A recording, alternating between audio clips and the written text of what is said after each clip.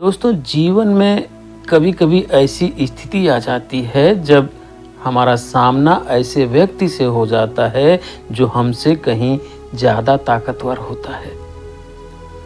उसके पास शक्ति होती है, पैसा होता है और कई बार लोगों का समर्थन भी होता है। ऐसे समय में हमारे मन में दो भाव पैदा होते हैं, पहला डर और दूसरा बदला। लेकिन क्या आपने कभी सोचा है कि जब दुश्मन आपसे ज्यादा ताकतवर और चालाक हो तो क्या करना चाहिए? क्या सीधी लड़ाई करना सही है या फिर कोई और रास्ता है जो ज्यादा बुद्धिमानी भरा है?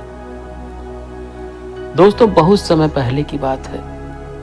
महात्मा बुद्ध अपने शिष्यों के साथ भारत के अलग अलग राज्यों में घूमकर लोगों को जीवन की सच्चाई सिखाते थे। उसी समय एक युवक उनके पास आया। उस युवक की आंखों में गुस्सा था, उसके दिल में बदले की आग जल रही थी और उसका सवाल भी यही था, भगवान, अगर दुश्मन हमसे ज्यादा ताकतवर हो तो हमें क्या करना चाहिए? महात्मा बुद्ध ने जो जवाब दिया वह केवल उस युवक के लिए ही नहीं बल्कि हर इंसान के जीवन के लिए एक बहुत बड़ी सीख बन गया। उस युवक का नाम आर्यन था। आर्यन एक छोटे से नगर में रहता था और वह बहुत ईमानदार और मेहनती युवक था। उसके पिता नगर के एक छोटे व्यापारी थे। वे हमेशा सच्चाई से व्यापार करते थे। लोग उनकी ईमानदारी की बहुत तारीफ करते थे। लेकिन उसी नगर में एक और व्यापारी रहता था। उसका नाम धीरज था। धीरज बहुत अमीर था, लेकिन वह उतना ही घमंडी और चालाक भी था। उसे किसी की तरक्की देखना पसंद नहीं था। धीरे धीरे आर्यन के पिता का व्यापार बढ़ने लगा। लोग उन पर भरोसा करने लगे। बस यही बात धीरज को पसंद नहीं आई। उसने सोचा, अगर यह आदमी इसी तरह आगे बढ़ता रहा तो मेरा व्यापार कम हो जाएगा। उसने आर्यन के पिता को बर्बाद करने की योजना बनाई। एक दिन धीरज ने झूठी अफवाह फैलाना शुरू कर दी। उसने नगर के लोगों से कहना शुरू किया कि आर्यन के पिता मिलावट करते हैं, उनका सामान खराब होता है। धीरे धीरे यह अफवाह पूरे नगर में फैल गई। लोगों का भरोसा टूटने लगा, व्यापार कम होने लगा। आर्यन के पिता बहुत दुखी रहने लगे। एक दिन उन्होंने कहा, बेटा, मैंने जीवन भर ईमानदारी से काम किया, लेकिन लोग झूठ पर ज्यादा जल्दी विश्वास कर लेते हैं। यह सुनकर आर्यन का दिल टूट गया। उसकी आंखों में आंसू आ गए। उसने मन ही मन कसम खाई कि मैं धीरज को सबक जरूर सिखाऊंगा। लेकिन समस्या यह थी कि धीरज बहुत ताकतवर था। उसके पास पैसा था, उसके पास लोगों को खरीदने की ताकत थी और नगर के कुछ अधिकारी भी उसके साथ थे।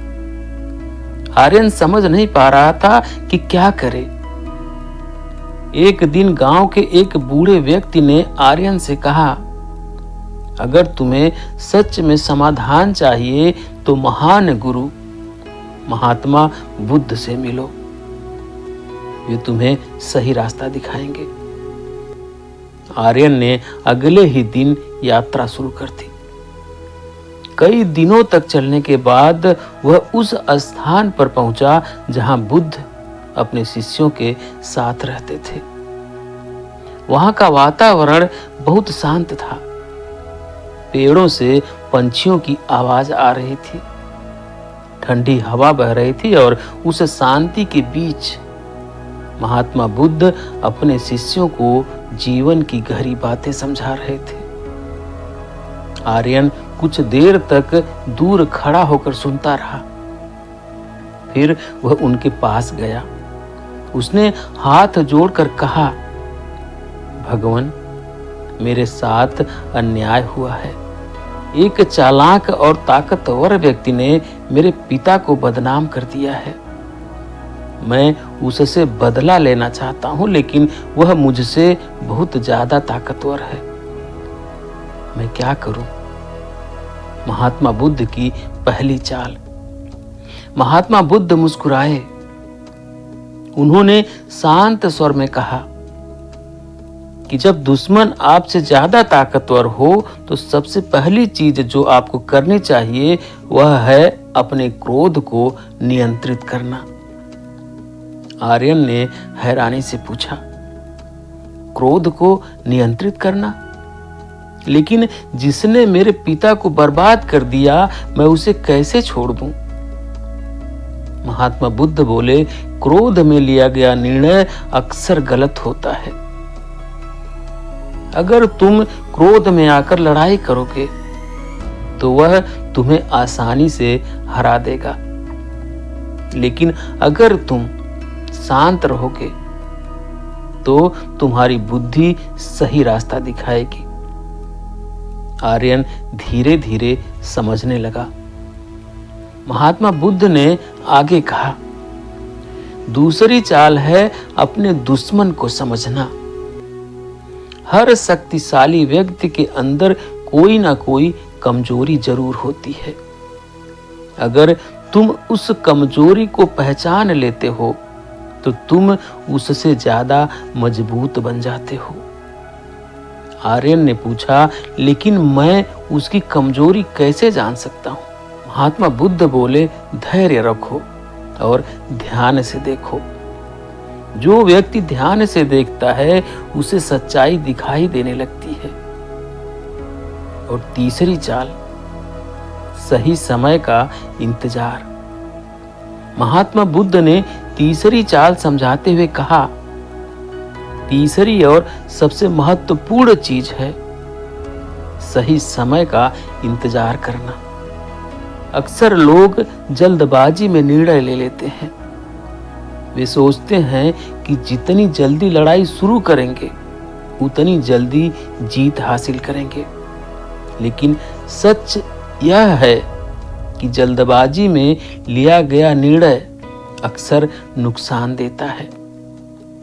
आर्यन ने सोचा, तो इसका मतलब है कि मुझे अभी धीरज से टकराने की जल्दी नहीं करनी चाहिए।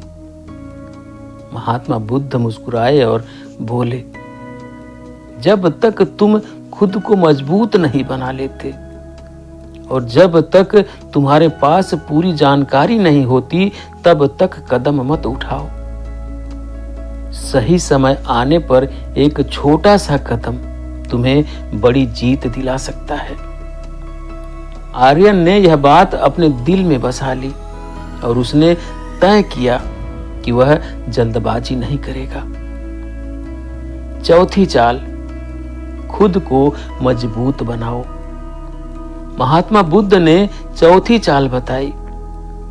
चौथी चाल है अपने आप को मजबूत बनाना। शरीर, मन और बुद्धि तीनों को मजबूत बनाओ। अगर तुम अभी कमजोर हो तो तुम्हारे दुश्मन की ताकत तुम्हें आसानी से हराएगी, लेकिन जब तुम खुद को हर दिन थोड़ा बेहतर बनाते रहोगे तो समय आने पर तुम किसी भी चुनौती का सामना कर सकते हो। आर्यन ने महात्मा बुद्ध की बात समझ ली। उसने अपनी मेहनत और सीखने की प्रक्रिया शुरू कर दी। वह रोज अपने पिता के व्यापार में मदद करने लगा। उसने लोगों से मिलने और उनकी जरूरत समझने की आदत डाली। उसने पढ़ाई और तर्क शक्ति को भी बढ़ाया। धीरे धीरे आर्यन का आत्मविश्वास बढ़ने लगा और उसका सोचने का तरीका बदल गया। 5वीं चाल, करुणा और दोस्ती। दोस्तों, अंत में महात्मा बुद्ध ने 5वीं चाल समझाई। सबसे बड़ी जीत वह होती है जिसमें किसी की हार न हो। अगर संभव हो तो अपने दुश्मन को दोस्त बना लो। आर्यन ने हैरानी से पूछा, लेकिन वह व्यक्ति मेरे पिता को अपमानित कर चुका है, मैं उसे दोस्त कैसे बना सकता हूं? महात्मा बुद्ध बोले, यह सिर्फ शब्दों की बात नहीं है। अगर तुम अपने दिल में नफरत नहीं रखते और समझ और करुणा से काम लेते हो तो कई बार दुश्मन का दिल भी बदल जाता है। आर्यन को यह बात समझ में नहीं आई, लेकिन उसने महात्मा बुद्ध की बातों को अपने जीवन में अपनाने का निर्णय लिया और अपने नगर लौट गया। अब उसका नजरिया पूरी तरह बदल चुका था। वह गुस्से में नहीं था, वह जल्दबाजी में फैसला नहीं ले रहा था, वह अपने काम और सीख पर ध्यान दे रहा था।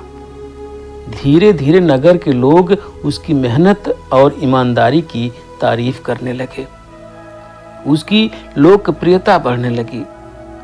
धीरज, जो पहले बहुत ताकतवर और चालाक था, अब धीरे धीरे कमजोर दिखने लगा, क्योंकि नगर के लोग अब आर्यन की बात मानते थे और धीरज का प्रभाव कम होने लगा। एक दिन धीरज ने आर्यन को टक्कर देने की योजना बनाई। उसने अपने कुछ लोगों को आर्यन के व्यापार में बाधा डालने के लिए भेजा, लेकिन आर्यन शांत था। उसने महात्मा बुद्ध की सीख को याद किया, क्रोध में निर्णय मत लो, सही समय का इंतजार करो और अपने आप को मजबूत बनाओ। आर्यन ने अपने कर्मचारियों को संभाला और समस्या का हल बुद्धिमानी से निकाला। धीरज की चाल नाकाम हो गई। इस घटना ने नगर के लोगों का विश्वास और बढ़ा दिया। कुछ महीने बाद धीरज की स्थिति और खराब हो गई। उसके व्यापार में घाटा हुआ। उसके कर्मचारी छोड़कर चले गए। लोगों ने उसका साथ छोड़ दिया। उस समय आर्यन ने वही किया जो कोई नहीं सोच सकता था। उसने धीरज के पास जाकर कहा, मैं जानता हूं कि तुमने हमारे साथ बहुत गलत किया है, लेकिन अब मैं तुम्हारी मदद करना चाहता हूं। हम एक साथ व्यापार कर सकते हैं और नगर के लोगों की भलाई कर सकते हैं। धीरज हैरान रह गया। उसने कहा, तुम्हारे पिता को अपमानित करने के बाद भी तुम मुझे माफ कर सकते हो? आर्यन मुस्कुराया। मैंने बुद्ध से सीखा है कि नफरत से नफरत खत्म नहीं होती। समझ और करुणा ही सबसे बड़ी शक्ति है। धीरज ने गहरी सांस ली और कहा, मैं माफी मांगता हूं। मैं अब तुमसे दुश्मनी नहीं करूंगा। इस तरह आर्यन ने महात्मा बुद्ध की 5 चालों को अपने जीवन में अपनाकर अपनी दुश्मनी को समाप्त किया। दोस्तों, इस कहानी से हमें बहुत गहरी सीख मिलती है कि जब आपका सामना ऐसे व्यक्ति से होता है जो आपसे ज्यादा ताकतवर और चालाक है, तो क्रोध को नियंत्रित करें, दुश्मन को समझें, सही समय का इंतजार करें और अपने आप को मजबूत बनाएं। करुणा और समझ से काम लें तो आप केवल जीतेंगे नहीं, बल्कि अपने जीवन में सच्ची शांति और सम्मान पाएंगे। दोस्तों, अगर आपको यह कहानी पसंद आई हो तो लाइक करें, कमेंट करके बताएं कि आपको कौन सी चाल सबसे ज्यादा प्रभावी लगी, और वीडियो को अपने दोस्तों और परिवार के साथ शेयर करें और चैनल को सब्सक्राइब करें ताकि आप ऐसी और कहानियां देख सकें। और दोस्तों याद रखें, सच्ची शक्ति क्रोध में नहीं, समझ और धैर्य में होती है। धन्यवाद।